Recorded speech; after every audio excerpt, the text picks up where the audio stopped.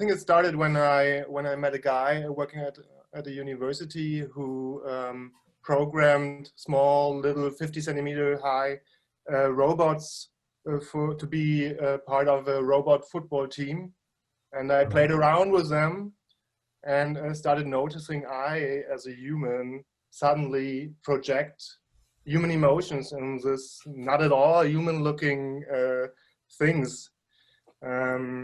So I guess this was a starting point for a narrative. I wanted to find out how we deal with machines and how we start not looking at machines like it's a toaster, but like it has emotions or it's somehow comparable to humans.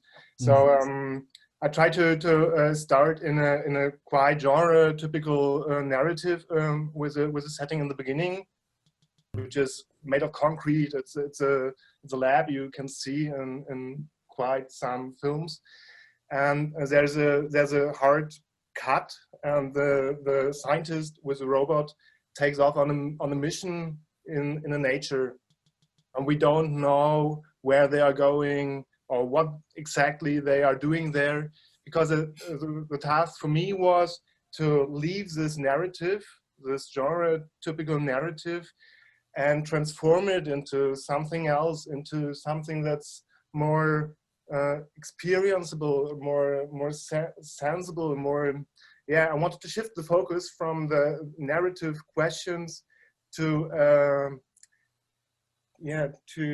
I wanted the audience to look for the relationship of the human and the robot and how it changes, how we suddenly project feelings into this machine.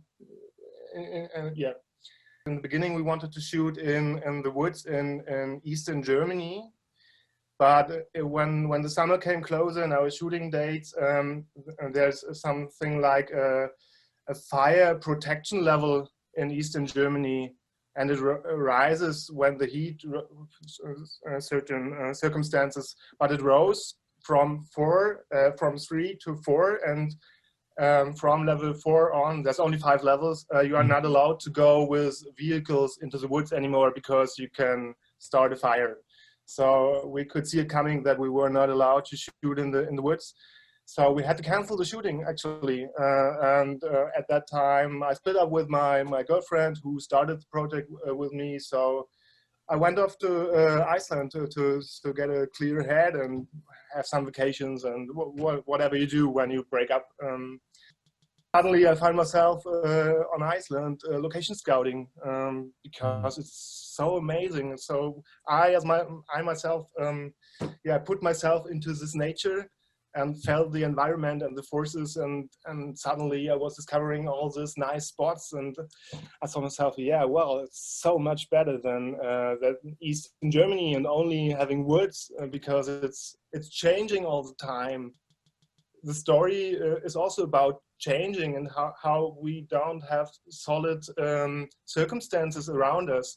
On a quite personal layer for the protagonist, we are just following her and her emotional journey, but on the second layer is also reflecting on us humans. I think that's also what robots are for, because we build them along ideas. We think how we work, so they are also helping us to reflect how we work, how we should behave. And the question about the universe, I think life is a constant journey of finding our place in the universe, and sometimes we feel it's very important and we have a task or a mission, and sometimes we feel totally alone and lonely. So there are both perspectives on it simultaneously, and that's what the robot also talks about.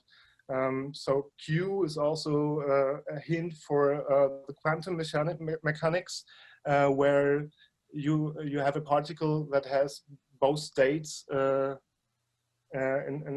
the same time. So there's an analogy to life as well. So how we, if we feel quite important and or alone, if we feel connected or separate. some people tell me, okay, the robot died at the end. She left the scientist, or the scientist died. Or for me personally, it's a part of an integration, because the song before she wakes up again is like they merge, like they start singing and thinking with one soul. They merge into one being. If you have a relationship for quite long term, not this short, but like some years, and you break up, this partner is never leaving you completely. You somehow integrated parts of your partner into yourself. So depends on what experiences you made, how you see the ending, I guess.